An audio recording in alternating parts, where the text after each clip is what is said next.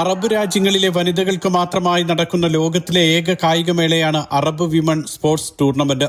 Basketball, volleyball, table tennis, shooting, അമ്പെയ്ത്ത് തുടങ്ങിയ വിഭാഗങ്ങളിലാണ് മത്സരം. തായ്ക്കൊണ്ട, തുഴച്ചിൽ എന്നീ 2 മത്സരങ്ങൾ കൂടി ഇത്തവണ പുതിയതായി ഉൾപ്പെടുത്തിയതായി സംഘാടക സമിതി ഭാരവാഹികൾ വാർത്താസമ്മേളനത്തിൽ അറിയിച്ചു.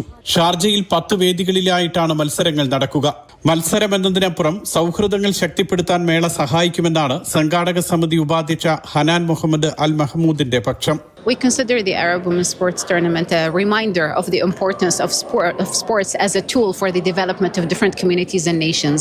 It's true that perhaps the athletes that are competing in this tournament are professionals, but we also hope to inspire many to start investigating different types of new sports that perhaps they didn't know about before, and perhaps pick up a new hobby that will definitely improve their quality of life and gain a lot of benefits mentally and physically for whoever is practicing it.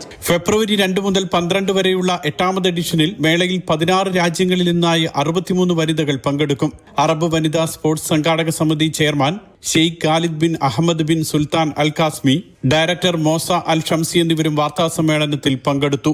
പുസ്തകോത്സവത്തിനും സാഹിത്യോത്സവത്തിനും പേരുകേട്ട ഇടമാണ് Sharjah. അവിടെ കായിക മേഖലയ്ക്ക് കൂടി, പ്രത്യേകിച്ച് സ്ത്രീകളുടെ കായിക മേഖലയെ പ്രോത്സാഹിപ്പിക്കാനുള്ള പദ്ധതി കൂടി വിപുലീകരിക്കുകയാണ്. ഷാർജയിൽ നിന്നും മുഷീർ കൊടിയിലൊപ്പം സുരേഷ് ഒളിമുറ്റം, മാതൃഭൂമി ന്യൂസ്.